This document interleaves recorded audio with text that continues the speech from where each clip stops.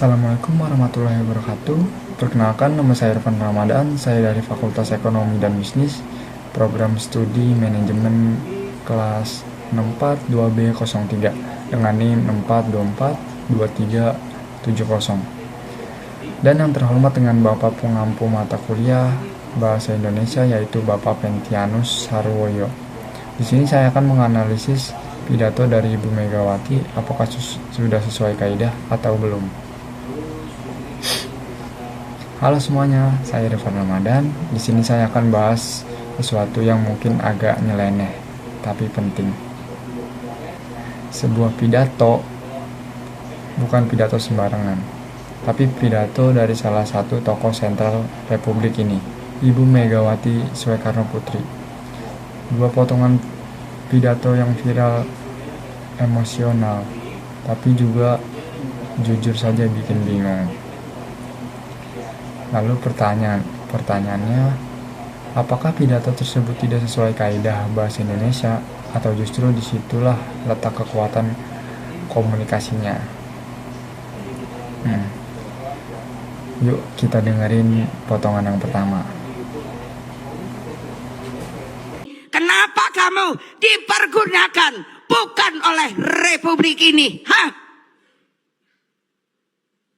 Tapi dipergunakan oleh orang per orang. Kasihan tahu yang terocok. Nah, coba saya sampai hari ini kalau lihat polisi ingatnya sopo? Kasus Sambo. Kenapa? Nangis saya, ngelihat ibunya yang anak digituin, opa, apa sih si Yosua itu pangkatnya opo? Ayo, saya Panglima tertinggi pernah, Presiden Republik Indonesia kelima pernah, gitu. Lah kok aku mikir, lah ngapa pakai ditembak-tembak? Ya udah aja dianya diampuni, pasti dia akan disuruh. Dan saya kebetulan ini anaknya Mas Nanan, salah satunya tuh lulusan forensik. Jadi saya tanya sama dia, yang itu tuh kalau kayak gitu menurut kamu bener nggak sih peradilan apa ini ya? Ya enggak, orang nggak dibunyikan ada forensiknya.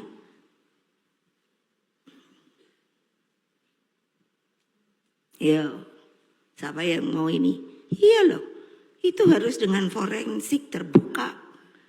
Nah, nyawa orang nih enak bae dar-dar, udahnya malah terus sapa iku jenenge si Sambonya. Lah kan ya mestinya satu sampai jahat toh. Benernya hukuman yang baik itu apa sih? Kalau hukuman mati harus dibalas apa ya? Sampai saya tuh mikir loh di sini saya. Karena apa? Loh, kalau yang matinya jenderal, wah orang semurung sejagat pasti ribut. Tapi itu kerocok. Ibunya sampai mau pingsan-pingsan. Saya seorang ibu loh, nangis saya. Saya bilang ini polisi apa ini? Malu saya udah belah-belah.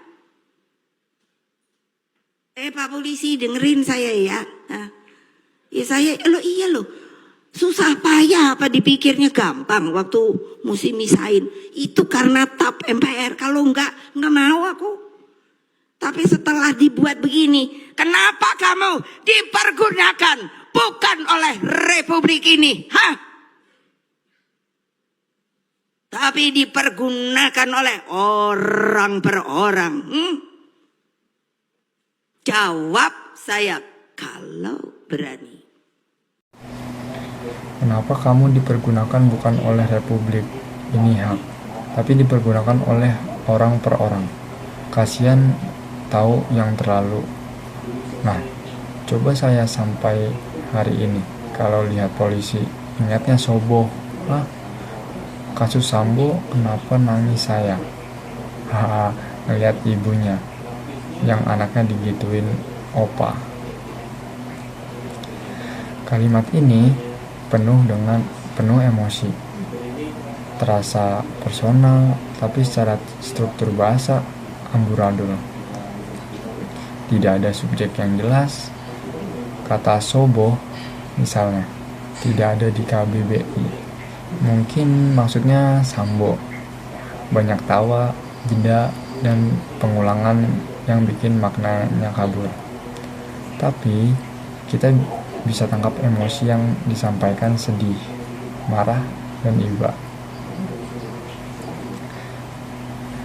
Secara kaidah bahasa Indonesia baku, pidato ini tidak lolos, tidak memenuhi struktur SPOK, subjek, predikat, objek, dan keterangan. Campur aduk antara bahasa Indonesia dan logat Jawa, seperti kata opo misalnya. Nah, di sini saya akan mencontohkan contoh yang dari apa sih, si Yosua itu pangkatnya opo, haha, dan menjadi yang seharusnya apa sebenarnya pangkat Yosua dalam struktur kepolisian. Nah, kalau pidatonya mau dimuat di buku pelajaran bahasa Indonesia, wah, bisa-bisa guru bingung kasih nilai.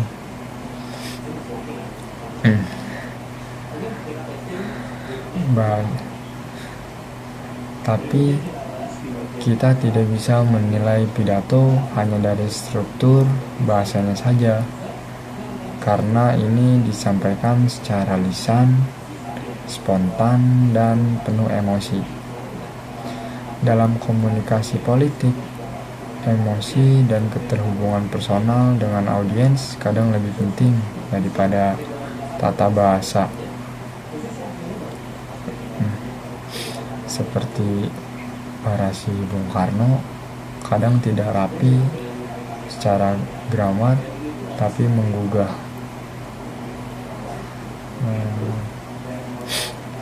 Nah, sekarang kita masuk ke potongan kedua. Jadi mestinya diajari nggak kayak robot, mikir dengan nurani bahwa ini tidak benar.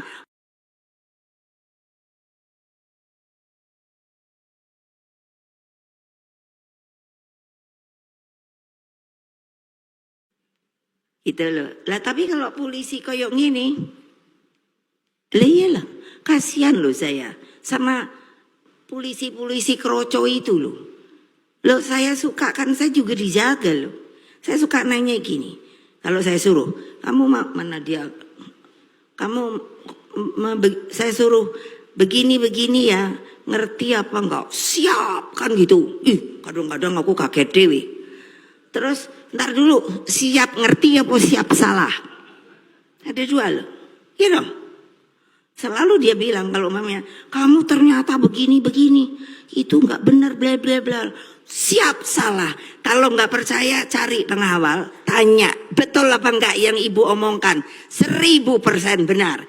Jadi mestinya diajari nggak kayak robot, mikir dengan nurani bahwa ini tidak benar, mana yang benar harus menurut secara hukum formal Indonesia yang dibuat bukan hanya orang per orang, tetapi oleh tata negara Republik Indonesia melalui konstitusi dan perundang-undangan yang ada. Betul apa tidak?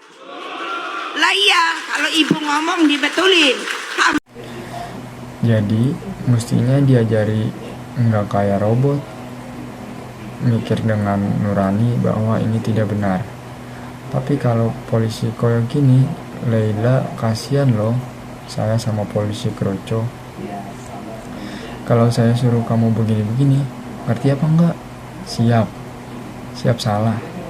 Kalau nggak percaya, tanya pengawal, betul nggak yang saya omongkan 1000% benar? Nah, komentar dari saya, kalimat demi kalimat lebih membingungkan. Banyak kata yang tidak jelas, seperti Kinung, Leila, Dewi. Ada yang bisa tebak artinya, tapi banyak yang tidak bisa dipahami pembaca umum.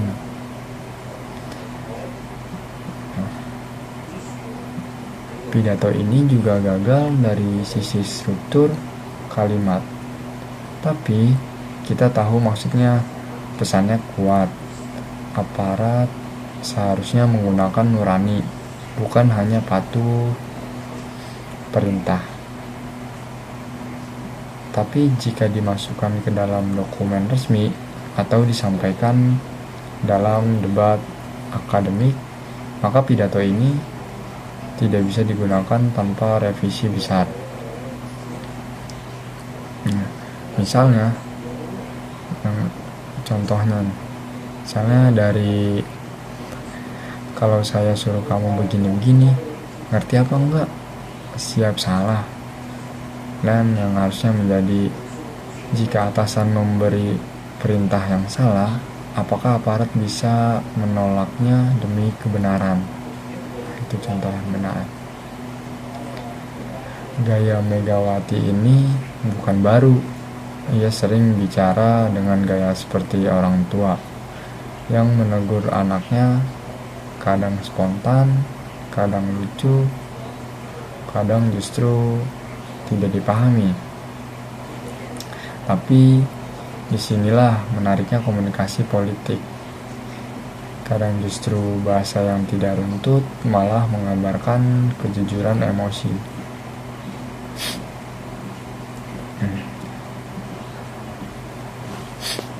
Tapi tetap perlu dikritisi, karena seorang tokoh publik, apalagi mantan presiden, punya tanggung jawab dalam menyampaikan pesan secara jelas, logis, dan etis. Bayangkan jika generasi muda meniru gaya pidato seperti ini dalam debat, diskusi, atau presentasi. Tanpa struktur, tanpa kejelasan, tanpa arah, maka itu bisa jadi masalah. Nah, tugas kita sebagai warga negara bukan hanya mendengar, tapi memilah, memahami, dan kalau perlu mengoreksi. Jadi, dua potongan pidato ini secara bahasa Indonesia tidak lolos, tapi secara komunikasi, emosional, dan politik mungkin efektif. Tapi bisa kita ingat, emosi saja tidak cukup, karena bahasa adalah alat berpikir. Dan jika bahasa kacau, maka logika publik bisa ikut kacau. Sekian menganalisis pidato dari saya, kurang lebihnya saya mohon maaf apabila ada salah kata. Wassalamualaikum warahmatullahi wabarakatuh.